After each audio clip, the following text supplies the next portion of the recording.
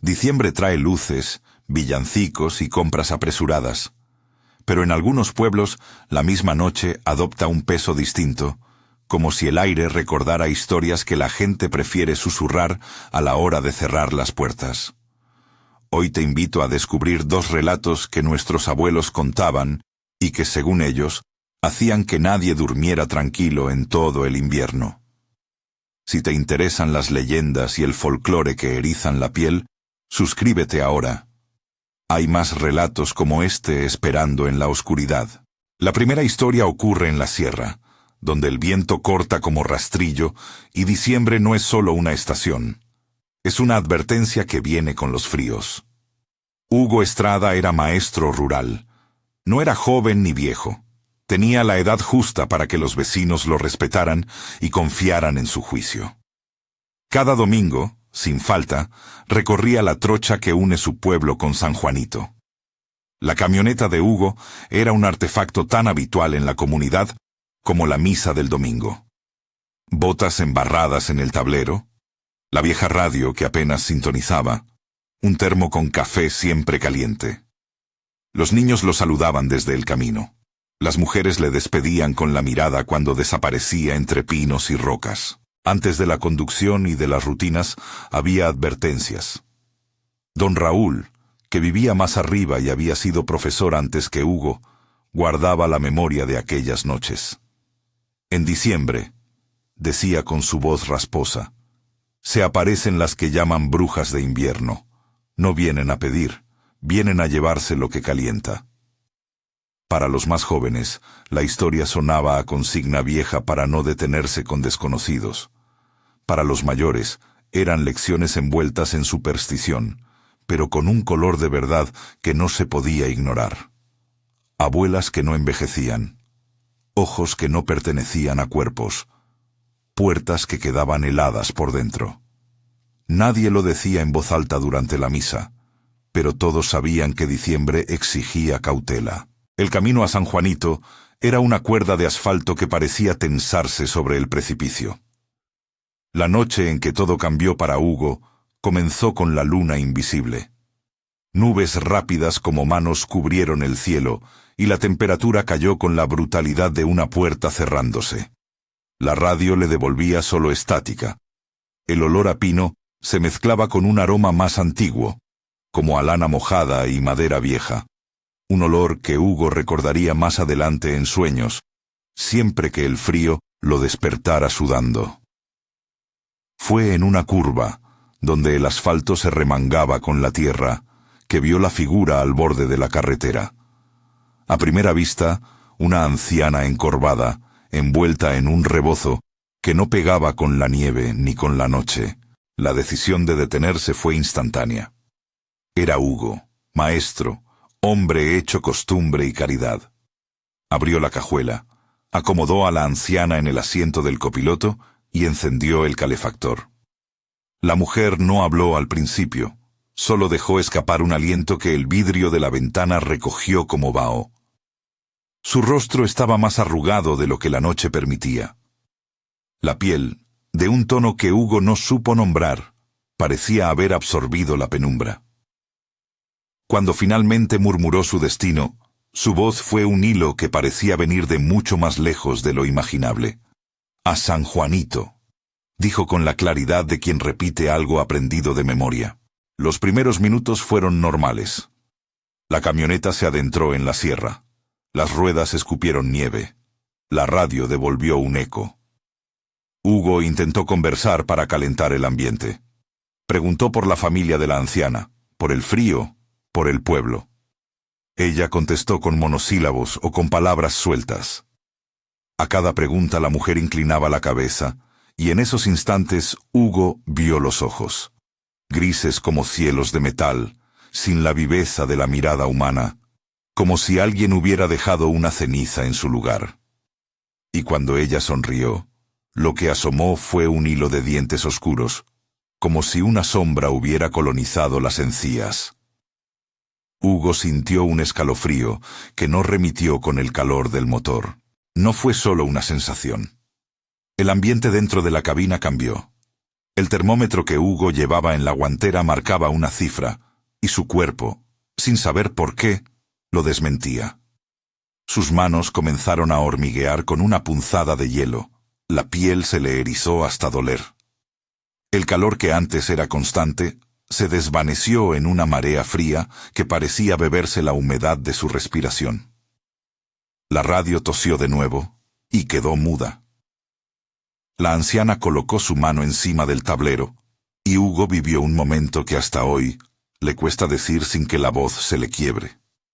La sensación de que algo aspiraba la temperatura de dentro, no la del aire, sino la de sus huesos.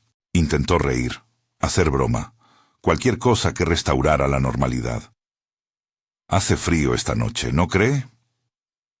La respuesta fue una voz que se multiplicó, como si el sonido naciera de varias gargantas al mismo tiempo. «El frío soy yo». Las palabras no estaban del todo formadas. Eran más bien una presencia que rondaba la camioneta. Una certeza que se pegó a la piel de Hugo como una segunda chaqueta. Vio la mano de la mujer. Las venas destacadas, pero el color blanquecino de la piel se acentuaba, como si el frío la hubiera vuelto translúcida. Cuando la mano rozó su brazo, la piel de Hugo se cubrió de marcas oscuras que recordaban a quemaduras, pero que no ardían ni sangraban. Eran manchas profundas, casi tatuajes de sombra, que pronto se convertirían en la evidencia que nadie sabía interpretar. La puerta del conductor por un instante quiso abrirse y no lo permitió. Un cristal de escarcha comenzó a dibujar finas hojas en la unión de la chapa. Hugo, con el pulso elevado y la respiración corta, intentó encender las luces altas e imaginar que todo se debía a la fatiga. Pisó el acelerador sin mirar atrás porque en esas curvas mirar era la excusa perfecta para quedarse. La camioneta pareció obedecer y al acelerar, el frío dentro de la cabina se aferró a él con más fuerza. La anciana no se movió, solo dejó que sus ojos grises siguieran el rumbo del camino. De pronto, como si la noche se hubiera tragado una pieza de la escena, ella dejó de existir en el asiento. No hubo caída, no hubo gesto de despedida. Simplemente la tela del rebozo quedó caída y el aire olía ahora a madera quemada, un olor que la sierra no permitía en diciembre. Hugo no miró a la silla del pasajero hasta llegar al primer arroyo donde la luz del pueblo se rendía en lo lejos. Se detuvo. La camioneta tiritó como un animal exhausto y vio el rebozo doblado, la marca húmeda de alguien que se había sentado, y nada más. Pero en su brazo todavía quedaba la evidencia. Aquellas manchas oscuras, tenues al principio, se habían fijado como mapas. No eran heridas abiertas, ni llagas, eran algo más silencioso, algo que prometía aparecer cada invierno con mayor claridad. Hugo pensó en la gente que aconsejaba no ayudar. Pensó en don Raúl y en la mirada de su esposa, en las dos hijas que lo esperaban en casa con tareas por corregir y ropa por lavar. Al llegar, trató de contar. Sus palabras se enredaron y su voz tembló.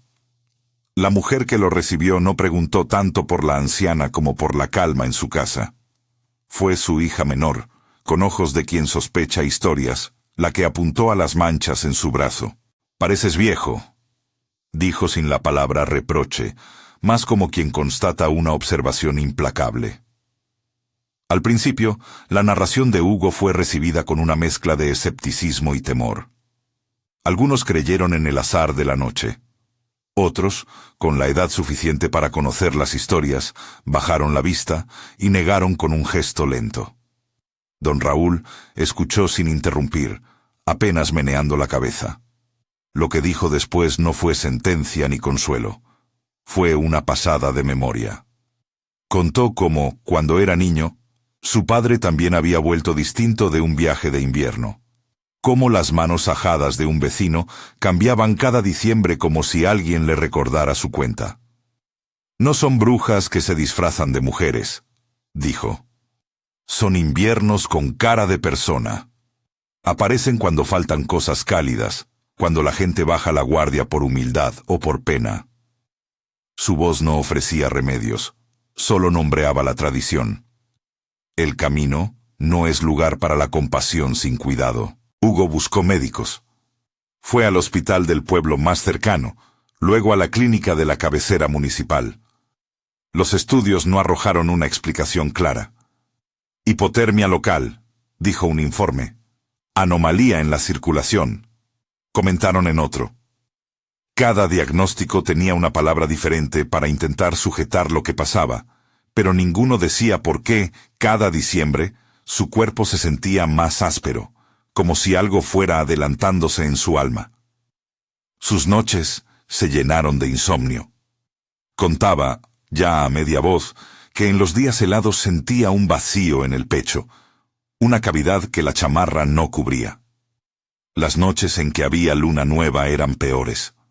Su familia empezó a notar cambios sutiles. El movimiento más lento, la risa que no siempre retornaba, la mirada que se perdía en los rincones más fríos de la casa. Con el tiempo, cada diciembre fue dejando huellas. No era una única presentación, eran episodios. Hugo aprendería a temer a la noche de diciembre de una manera que no supo antes. Algunos años la marca en su brazo se aclaraba y otros años se profundizaba. La comunidad, por su parte, cambió la manera de mirar la carretera. Los camioneros empezaron a cerrar más rápido las puertas. Las madres apuraban a sus hijos a entrar en cuanto la luz se apagaba.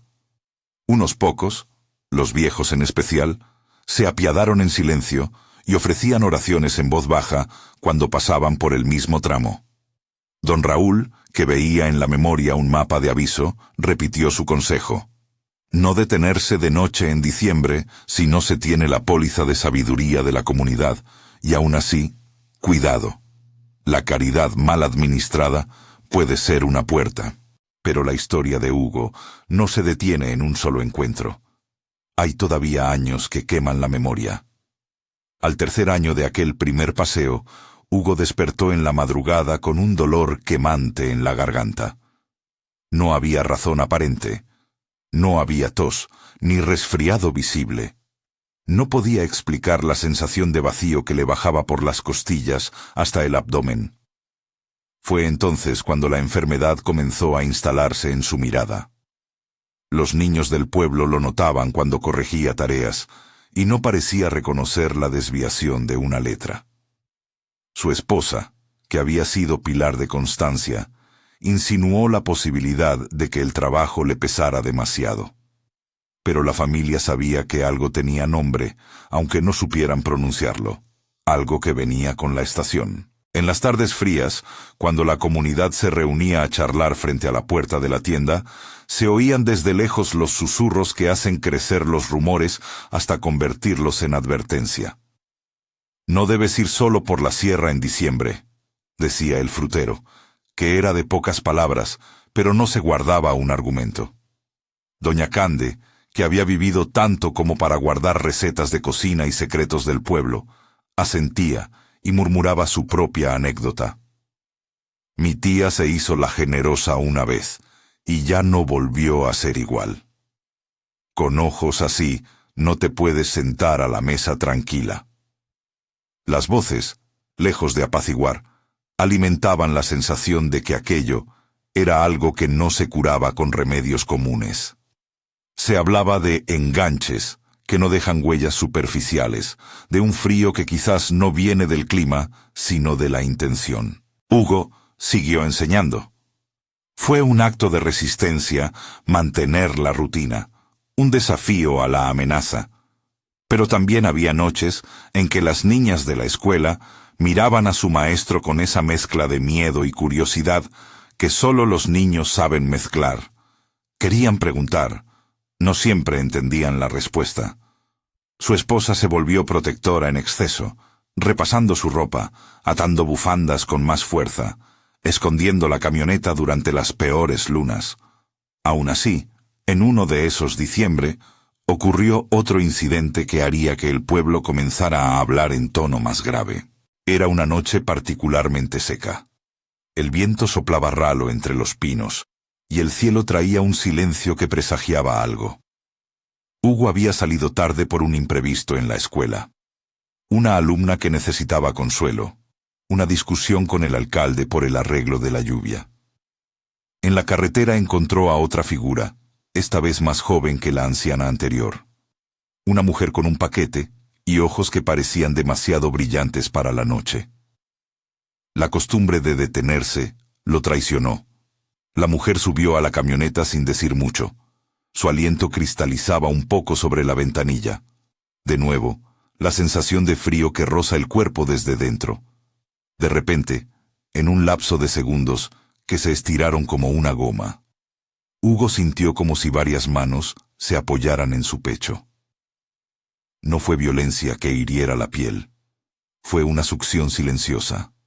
Una raspadura helada que quitó el calor de su latido. Aceleró, con la respiración como un animal preso, y al mirar hacia el asiento, había una gota de agua sobre el techo del vehículo, sin explicación. No siempre las apariciones dejaban pistas claras. Sin embargo, en esta ocasión, cuando la mujer se bajó en un lado que no pertenecía a ninguna casa, recordó que la figura tenía los pies enterrados de tal forma que parecía no tocar la tierra. Ese recuerdo quedó clavado en su memoria. Los pies de quien no pisa el mundo de los vivos con firmeza. Regresó a casa temblando, pero con el rostro endurecido por la determinación de no mostrar miedo. No quería que sus hijas vieran a su padre con la duda filtrando cada palabra. Los médicos siguieron sin dar una explicación convincente. Un especialista en la ciudad cercana habló de una condición neurológica atípica y le recetó calma, reposo y, sobre todo, mantenerse abrigado. A veces la mente juega con la sensación térmica, dijo. Esas palabras, que para algunos eran consuelo, para Hugo resultaron incompletas. Él, que se había hecho hombre a base de explicaciones concretas, signo más en la libreta, una correa apretada, una hora de cena, sintió que la noche le devolvía interrogantes sin respuestas. Cada diciembre, además de la ansiedad, llegaron los efectos físicos, manos más frías, noches con sudores que no se iban y un desgaste que no parecía corresponder a la edad. Los vecinos comenzaron a hablar de una deuda con el invierno. Un cobro que se hacía en pequeñas cuotas, primero con insomnio, luego con la marcha amarillenta del ánimo. Cuando Hugo finalmente decidió escuchar a los viejos como si fueran mapas y no superstición, don Raúl le contó algo que no figuraba en los papeles clínicos. La idea de que las brujas de diciembre no siempre matan en la primera visita. A veces, como tomadores de renta, vuelven a cobrar hasta que el afectado queda sedado por el frío interior. Pagan por fuera con marcas, pero por dentro lo que queda es más profundo, dijo el viejo maestro. No ofreció ritual, no propuso receta. Habló de prudencia y de la necesidad de que la comunidad aprenda a mirar la noche con otros ojos. Para don Raúl no había ciencia ni fe absolutas, solo memoria y obligación de advertencia. El miedo no se limita al cuerpo. Va y viene, instalándose también en la rutina del pueblo. En la manera de encender la estufa. En las charlas rápidas en la tienda. En el cierre prematuro de las ventanas. Las niñas comenzaron a escuchar las historias alrededor de la fogata, y no como cuento, sino como enseñanza. Si te encuentras una anciana en la noche de diciembre, no la lleves a la cabina sola, murmuraban unas a otras. La advertencia se mudó a la lengua de los niños, y con ello la tradición perduró. Pero las advertencias siempre tienen un precio. Uno de los efectos más corrosivos de estas historias es que enseñan a desconfiar.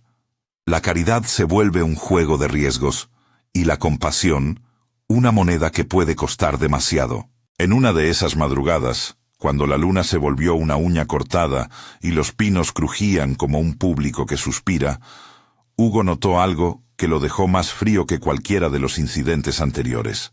Al mirar a sus hijas dormidas, vio una línea de sombras que cruzaba el cuarto, como si algo se hubiera sentado a la cabecera de la cama.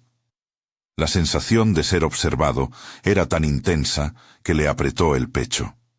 Su esposa lo despertó con la mano, y él, que había pasado por tantas nieves interiores, simplemente dijo: «No te preocupes. Es solo el viento». Pero la verdad es que la duda ya no le pertenecía en exclusiva. La casa donde él vivía y enseñaba comenzó a pertenecer también a un rumor que decían los bebés cuando lloraban en el frío, la herencia de la noche. No puedo cerrar este relato sin mencionar la manera en que el pueblo fue cambiando su trato con los ancianos al borde del camino. Antes, una mano extendida era un dato de humanidad. Ahora, era una pregunta. ¿Qué precio pagaremos por abrir la puerta? La camioneta de Hugo dejó de ser la insignia de la hospitalidad y se convirtió en una advertencia cargada de historias. Algunos dejaron de recoger a extraños, otros, más antiguos, siguieron con lo que ellos llamaban la obligación de socorro y rezaban después de cada viaje. El temor y la solidaridad conviven en una tensión que no se resuelve con leyes ni con curas. A este punto de la historia, el lector podría preguntarse por el desenlace definitivo de Hugo. ¿Se rendiría el frío un día por completo? ¿Lo consumirá hasta borrar su nombre de la pizarra de la escuela?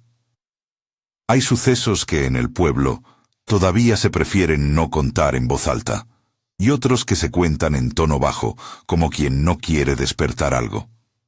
Lo que sí puedo afirmar es que la vida de Hugo se volvió una cuenta en suspenso. Cada diciembre traía la posibilidad de un nuevo cobro. Sus hijas crecieron con la sombra de ese miedo. Su esposa aprendió a medir las ausencias con una precisión que a veces dolía más que la incertidumbre misma. Y sin embargo, cuando todo parecía girar hacia una conclusión inevitable, aparecieron chispas de contradicción. Vecinos que juraban haber visto a Hugo reír una noche de enero, otros que aseguraban que caminaba como un hombre más viejo, y algunos pocos que guardaban silencio porque el silencio les parecía una forma de protección. Don Raúl, por su parte, se mantuvo en su sitio de siempre. Contaba, advertía y dejaba que la memoria hiciera su trabajo entre la gente. No dio diagnóstico definitivo, porque en la sierra la palabra definitiva tiene menos peso que la historia repetida. Es en ese punto, cuando las marcas en el brazo aún hablaban pero no cerraban el capítulo, cuando Hugo aún daba clases y el pueblo seguía sus rutinas alteradas, que la noche parece decir que no ha terminado la labor de susurros. El frío, como un personaje con propósito, no se muestra siempre igual. A veces llega con forma de anciana, otras con pies que no pisan la tierra y otras con miradas que se quedan en la esquina de la casa. La lección quedó sembrada. En diciembre la compasión tiene un precio que no siempre está en la moneda. No es una moral fácil, es una advertencia que pesa como las cadenas de hielo en la puerta. Pero las brujas de diciembre no son exclusivas de la sierra. Si las historias de Chihuahua hablan del frío que succiona la vida y deja un mapa en la piel, en otro extremo del país, el misterio se presenta con otros rostros. Existe un pueblo en las tierras bajas, donde la lluvia es un tambor y la tierra guarda humedad en cada poro. Allí, entre palmas y solares de lámina, la amenaza no se disfraza de congelación, sino de una vigilancia que se instala en la casa, en los tejados, en la mirada de una mujer con pelo negro como la noche sin luna. Allí, la gente también aprendió a callar para protegerse. Allí comienza el segundo relato, que nos lleva de los pinos secos de la sierra a la lluvia pegajosa de la costa, a una casa en cuyo umbral permanecen preguntas sin respuesta. Cuando la tormenta se aproxima y la gente baja sus voces como quien guarda una canción secreta, la atmósfera cambia. La humedad hace que los sonidos se peguen a las paredes. Los perros aúllan y los techos chirrían. En ese escenario empieza la historia de otra familia, otra compasión y otra pérdida que no encuentra consuelo. La sierra y la costa se miran en espejo. En ambos lugares, las advertencias de los abuelos se sostienen sobre hechos que desafían explicaciones. Y aunque una historia use la escarcha como arma y la otra, la noche de lluvia, el centro es el mismo: la duda, el miedo y la herencia que dejan los desaparecidos. Apenas estamos tocando la superficie de la segunda historia. Hay nombres.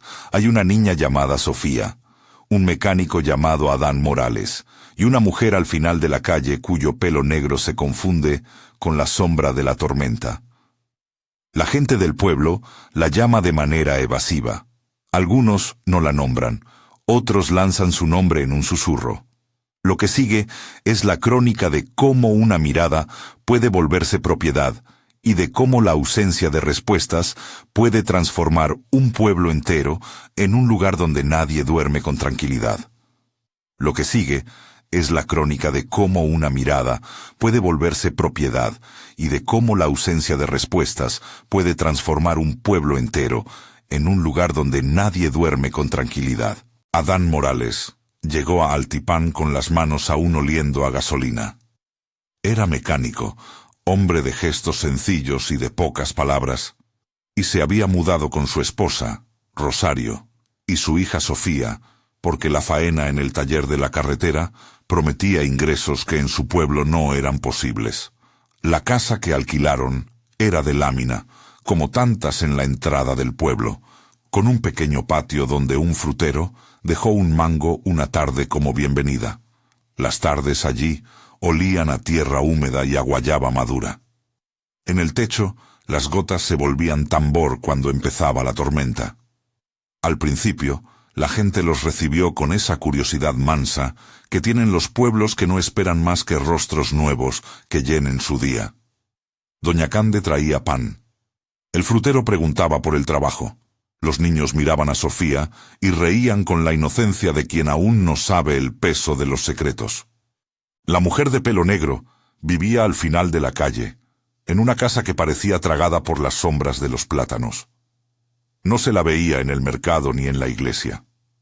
Salía poco, siempre envuelta en un vestido que parecía absorber la luz. A veces, a la hora en que el sol empieza a bajar y el pueblo se queda en un rumor de cucharas y sacos, ella se sentaba en la puerta y miraba la calle sin parpadear. Los perros se le acercaban y luego se alejaban con el lomo encorvado. Los niños, al principio, iban a jugar cerca, y pronto aprendieron a evitar la vereda de su casa, como si algo les astillara la carcajada. Algunos decían que tenía la mirada demasiado fija, otros que sus ojos eran negros como si hubieran absorbido la lluvia misma. Adán pensó en saludarlas alguna tarde, por cortesía. Rosario, más recia en instintos, notó la manera en que aquella mujer miraba a Sofía. «No es normal cómo la mira», le dijo una noche, limpiando la mesa.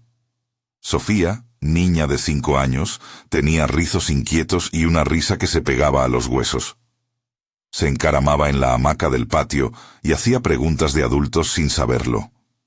La mirada de la mujer de pelo negro la seguía, sin prisa, con esa quietud que no es indiferencia, sino espera.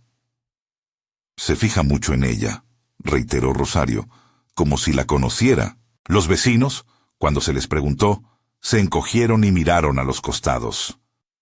El frutero, que rara vez hablaba más de lo necesario, solo dijo: «Es mejor no mencionarla». Doña Cande, que tenía memoria de al menos 3 generaciones de historias, relató en voz baja: «Hubo una vez en que una niña se perdió y la vieron cerca de la casa de una mujer como esa. No es que yo tenga pruebas, es que en los pueblos las cosas se repiten». Sus palabras no fueron explicación, sino aviso.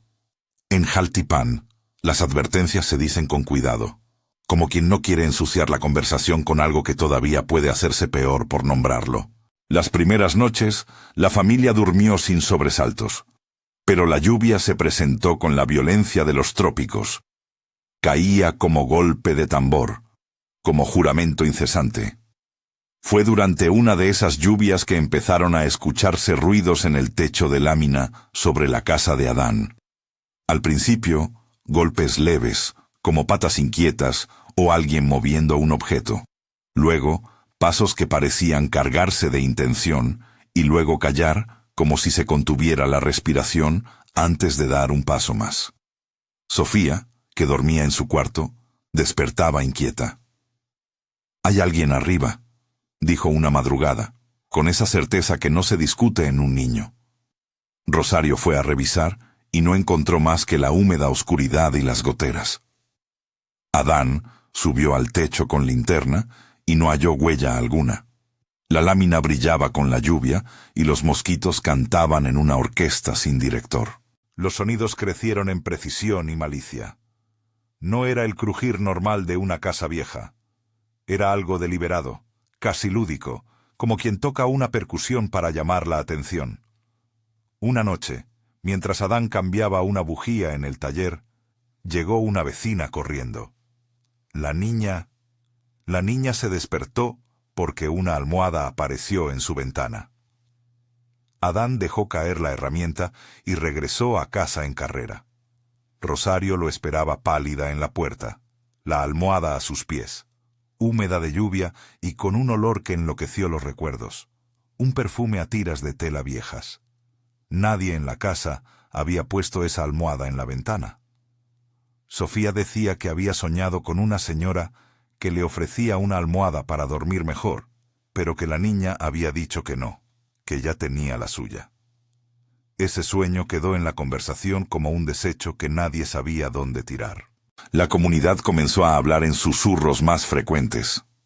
Se escucharon historias de tiempos lejanos, mujeres que caminaban por la noche y reclamaban a los que dormían, ancianas que pedían cobijo y luego cambiaban la vida del que las había recibido.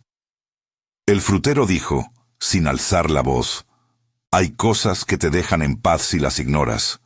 Hay otras que se enojan si las miras de frente».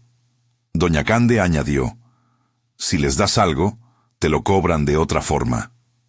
Las voces, lejos de calmar, empezaban a juntar piezas que no formaban un rompecabezas, sino una advertencia. No confiar en miradas que acaparan. Una madrugada de tormenta, la casa de Adán quedó con la puerta entreabierta. La lluvia azotaba tan fuerte que la hamaca de Sofía se mecía sola. Rosario recuerda que despertó porque la niña no estaba en su cama. Al principio pensaron que se había levantado a beber agua. La habrían visto en cualquier esquina, pero el silencio de la casa se volvió punzante. Sofía no estaba en ninguna de las habitaciones. La puerta estaba entreabierta y la ventana del cuarto abierta a la lluvia. Adán salió al patio y miró la calle. La tormenta había borrado huellas, limado cualquier rastro. El pueblo entero se despertó con la noticia, como si algo hubiera roto la costura de la noche. La búsqueda comenzó a la luz de las linternas y al ritmo de las oraciones. Vecinos se agrupaban con palos y con la rabia que da la impotencia. El frutero, la Cande, hombres de la parroquia. Todos desplegaron su presencia como una manta que cubre la vulnerabilidad ajena. La policía municipal llegó con preguntas que eran un eco de la preocupación general. Buscaron techos, cañadas, la orilla del río. Se llamaron a familiares, a amigos, a quienes pudieran recordar a la niña. Se revisaron casas y bancales, se interrogó a transeúntes. Todo fue exhaustivo y humilde a la vez. Jaltipán no era grande, pero conocía la densidad de sus rincones. Fue en la madrugada, cuando la lluvia aminoró y el pueblo parecía ahogarse en el cansancio de la búsqueda, que alguien encontró algo que estremeció a todos. Una almohada, empapada y con la tela gastada, en la casa de la mujer de pelo negro. No hay manera de pensar que la coincidencia no enrareciera aún más la noche. La almohada estaba puesta sobre la mesa, como si se hubiera dejado en ofrenda. Nadie en la casa dijo que la había visto entrar. Cuando la gente llegó, la mujer no se hallaba. Su casa no parecía haber sido forzada, no había señales de pelea. Solo la almohada y el olor a tela vieja que la impregnaba. La policía levantó la almohada, como quien levanta una llave que no entiende a qué puerta pertenece. La emoción del pueblo se tornó en alarma y luego en una especie de reverencia temerosa. Al interrogar a los vecinos, muchos dijeron que, la noche anterior, habían oído un canto sin palabras que parecía mezclarse con la lluvia. Otros insistieron en que la mujer se la veía sentada en su puerta hasta altas horas, con la mirada fija en la casa donde vivían los Morales. Algunos niños contaron que la habían visto mecer algo en sus brazos, un bulto que, bajo la lluvia, brillaba como un jarrón mojado. Las versiones variaban, como siempre ocurre cuando la noche añade texturas al recuerdo. Lo que no cambiaba era la sensación unánime de que la mujer había estado mirando a Sofía con una persistencia que ya no resultaba natural. La policía interrogó a la mujer cuando la encontraron, en la cocina de su casa, con la mirada que no parpadeaba. Dijo su nombre con voz baja, no ofreció nada que pareciera útil. Sus respuestas eran cortas y enigmáticas. «No sé dónde está la niña», dijo. «La vi y la puse a dormir». Pero cuando le preguntaron si esa almohada era suya, pareció confusa ante la pregunta y negó haber salido de su casa la noche de la tormenta. Hubo algo más inquietante. Varios vecinos aseguraron que la mujer, esa misma noche, no parecía tener la memoria completa. Respondía con vacíos donde antes había nombres. La constelación de recuerdos del pueblo se tornó irregular. Quienes afirmaban haberla visto con la niña, otros que aseguraban que nunca habrían dejado a Sofía sola, y algunos que juraban, con la serenidad de quien recoloca la verdad a conveniencia, que la mujer no existía en la memoria colectiva reciente. La hipótesis policial fue la que suelen usar las autoridades frente a lo inexplicable, la posibilidad de que alguien hubiera aprovechado la tormenta. Hubo otras investigaciones, llamadas a dependencia regional, revisiones de cámaras de seguridad mal orientadas, llamadas telefónicas que no devolvieron respuesta. Pero el rastro se perdió, y con él se perdía algo más que una niña. Se perdía la certeza de que los relatos tienen finales claros. Entretanto, en el pueblo, comenzaron a aparecer síntomas que no se contaban en los partes policiales. Rosario dejó de dormir sin que Adán se quejara, porque a ella le tocaba el peso del vigilante. Empezó a evitar las calles al atardecer, a cerrar persianas más temprano. Los vecinos, que hasta entonces intercambiaban sal y pan, empezaron a mirarse con la sospecha que deja la impotencia. Las reuniones se transformaron en interrogatorios velados. ¿La viste bien la tarde que se fue la luz? ¿No la vigilaste? Nadie quería cargar con el peso de la culpa público. Sin embargo, la culpa se enroscó en la garganta de muchos. La desaparición de Sofía no solo dejó un vacío físico, sino una sombra tutelar que comenzó a gobernar la cotidianidad. Los mayores murmuraban que el pueblo había olvidado cómo nombrar el peligro, y por eso lo dejó entrar. Los jóvenes argumentaban sobre la eficiencia de la policía y sobre que la superstición obstruye la investigación. La tensión entre memoria y escepticismo se hizo visible, y para algunos la solución era no hablar y actuar, para otros la palabra era la única herramienta. A los pocos días, hallaron un objeto más que no ofrecía respuestas, sino preguntas. Una tela con huellas de barro y una puntada que a Rosario le pareció conocida. La tela era pequeña, como de muñeca, y estaba plegada con cuidado en el hueco de una raíz en el borde del río. No era la niña, pero era una señal en un paisaje que estaba empezando a sentirse hostil. La comunidad la recogió como se recoge una rama perdida en tormenta, con manos que no querían dejarla allí. Adán, que apenas podía mirar a su mujer sin ver en sus ojos el abismo, se presentó a ayudar en las búsquedas que organizaban los hombres del pueblo. Buscó en barrancas, en casas abandonadas, llamó a caminantes que no estaban, distribuyó volantes. Hizo el trabajo de quien no se rinde, aun cuando las probabilidades parecen formar un muro. La prensa regional pasó, hizo preguntas y se fue con notas que transformaron a Jaltipan en un lugar de curiosidad. Para quienes vivían ahí, la presencia de periodistas fue como poner una lámpara en una herida. amplificó la exposición y al mismo tiempo no trajo la respuesta buscada. En la radio del pueblo se abrían hilos donde la gente relataba por teléfono visiones, recuerdos, sospechas. Algunos oyentes hablaban de la costumbre de no nombrar a la mujer para no despertarla. Otros decían que la habían visto gastar su propia ropa en rituales que nadie entendía. La tensión se mezcló con la compasión y con la búsqueda de explicaciones que fueran comprensibles.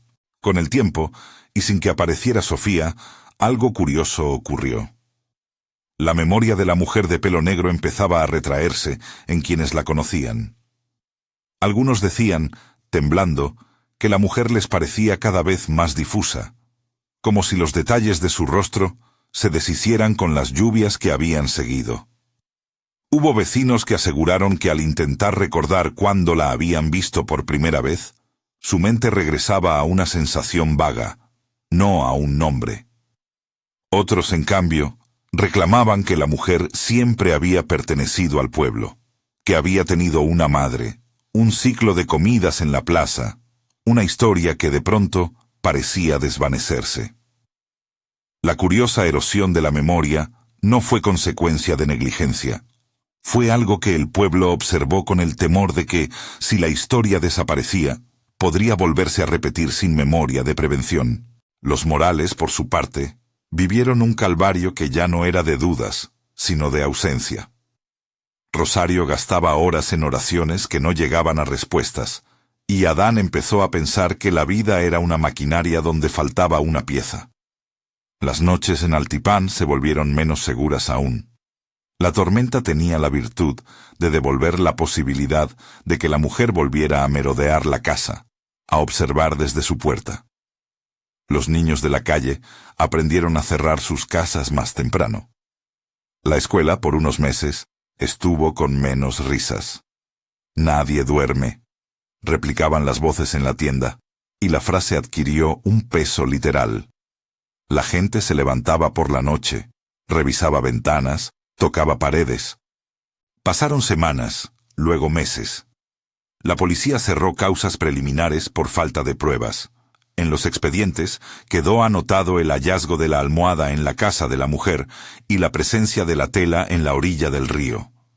Las notas terminaban con la palabra indefinido. La palabra indefinido fue la que, más que cualquier otra, empezó a construir el relato popular. La niña desapareció y nadie supo exactamente qué había ocurrido. Las entrevistas que la prensa retransmitió no arrojaron luz. La mujer, cada vez más reacia al contacto, se volvió figura de un rumor que la convertía en sombra real y símbolo al mismo tiempo. Años después, quienes vivieron esos días cuentan que la casa quedó vacía un tiempo. Algunos dicen que la mujer se marchó sin avisar. Otros que la vieron una tarde con las manos vacías, cargando algo prescindible, como si hubiera soltado lo que llevaba y ya no iba a buscarlo. La casa quedó con cortinas cerradas y con la almohada ya reseca en algún cajón que nadie abrió. La familia de los Morales se fue tiempo después porque el trabajo escaseó. El taller cerró por falta de clientes. El pueblo, sin embargo, no olvidó del todo. La historia de Sofía se volvió conversación inevitable. Más que un caso, la niña comenzó a ser una manera en la que Jaltipán recordaba su fragilidad. La herida que dejó la desaparición no se tradujo en conclusiones fáciles. Algunos se replegaron en superstición. No era raro escuchar advertencias del estilo de «no dejen a los niños afuera cuando la mujer está en la puerta». Otros, más prácticos, insistieron en la mejora de la seguridad, cerrojos, lámparas, organizar turnos de vigilancia. Pero ninguna medida devolvía lo perdido. La ausencia de Sofía se convirtió en un objeto que pesaba en las miradas. En las fiestas, siempre se guardaba un lugar vacío. En las peleas, la palabra «aquí faltas tú» llevaba el eco del nombre que ya no se pronunciaba en voz alta por miedo a deshacer lo poco que quedaba. Con el paso de los años, como ocurre con los eventos que no encuentran resolución, surgieron variantes de la misma historia. Algunos afirmaban que la mujer nunca había sido malvada, otros que era víctima también de un fenómeno que la había transformado. Las versiones eran muchas. Que la mujer recogía almas, que las cuidaba para otro lugar, que las cambiaba por calor. Ninguna de estas versiones encontró confirmación, y así la leyenda se hicieron de esa frágil materia que alimenta su propio crecimiento. La duda. El pueblo aprendió, de forma dolorosa, que el silencio puede ser a veces la mejor protección. Se aprendió a no hablar de la almohada, a no señalar la ventana donde Sofía fue vista por última vez. En las noches de lluvia, un grupo de madres se reunía en el patio central y revisaba que las hamacas no quedaran vacías. Conversaban en voz baja, con la firme intención de no volver a perder a una niña sin que la comunidad alzara una mano.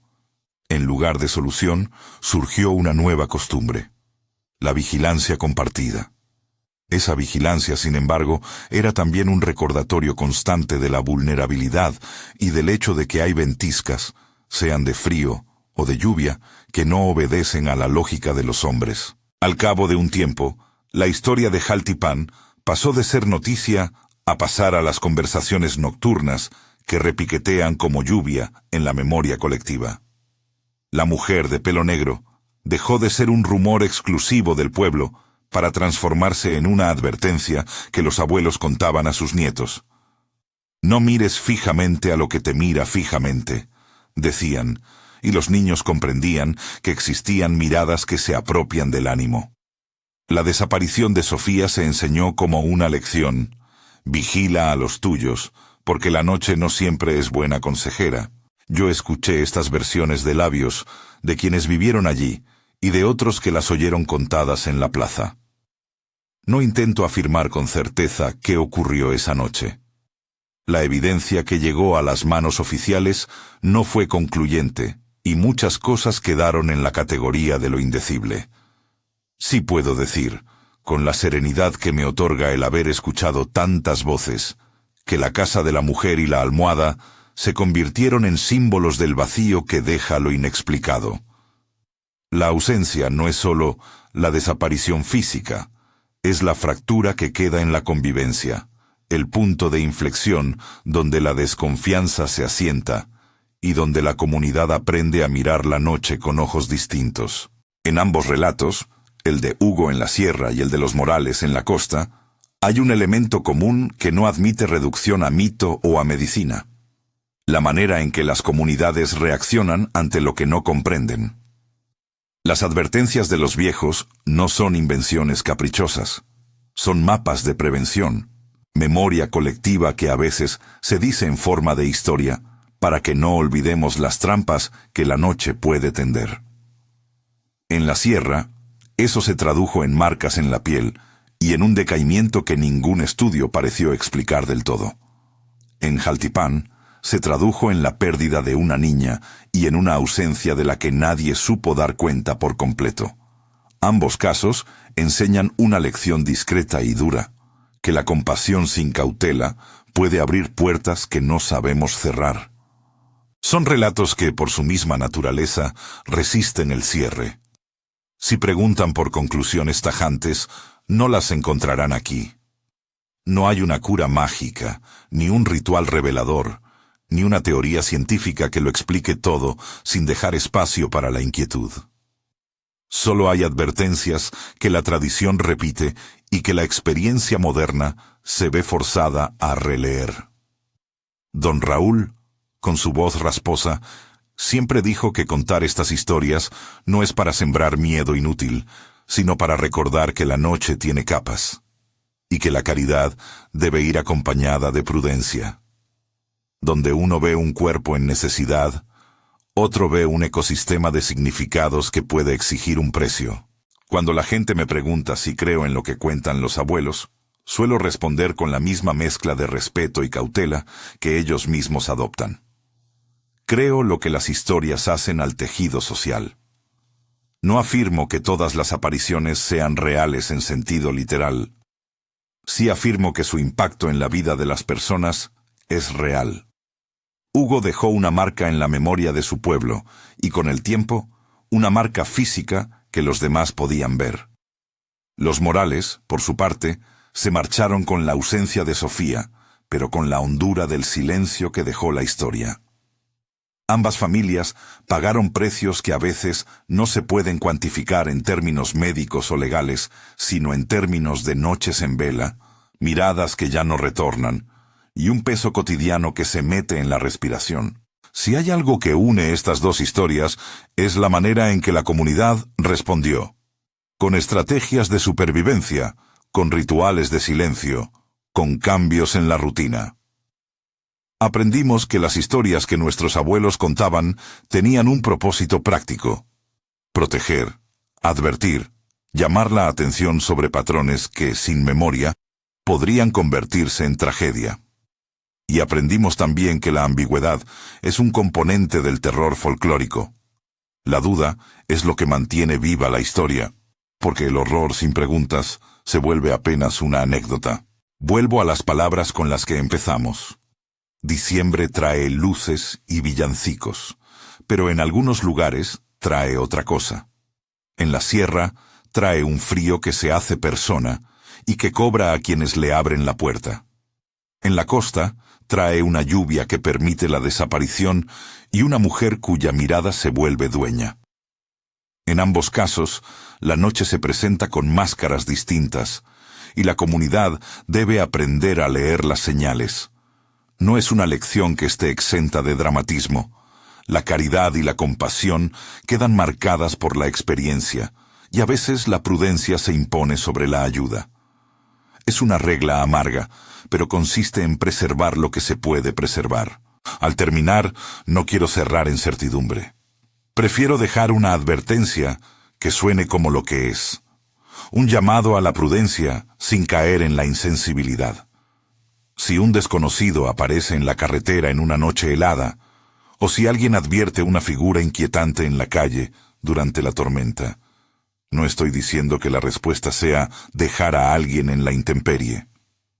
Lo que sí sostengo es esto: escucha las advertencias de los viejos, respeta la memoria colectiva, comparte la carga con la comunidad antes de tomar una decisión solo. En muchos de estos relatos, la tragedia vino cuando la compasión se ejerció sin alianzas ni precauciones. La caridad no pierde su valor, pero sí sufre si no se acompaña de cautela y de la ayuda de otros. Si alguna de estas historias te ha helado la sangre, si eres de los que ahora miran la ventana con un poco más de previsión, te invito a dejar un comentario y contar cuál relato te afectó más. Comparte si conoces una leyenda parecida. Las historias se alimentan de memoria y conviene que sigamos preservando el folclore, pero con respeto. Suscríbete si quieres escuchar más relatos que caminan entre la tradición oral y la investigación moderada. Hay muchos caminos donde la noche pesa y muchas voces que aún esperan contar lo que supieron alguna vez. Hasta aquí estas dos historias que, según contaban los abuelos, hacían que nadie durmiera tranquilo en todo el invierno. Que tu noche sea cuidadosa, y si en diciembre tomas el volante o dejas a tu hijo dormido en la hamaca, recuerda que la compasión tiene un precio que vale la pena medir entre todos. Gracias por escuchar. Cuida a los tuyos, y no abras la puerta sin antes comprobar que no es la noche la que viene con nombre de persona.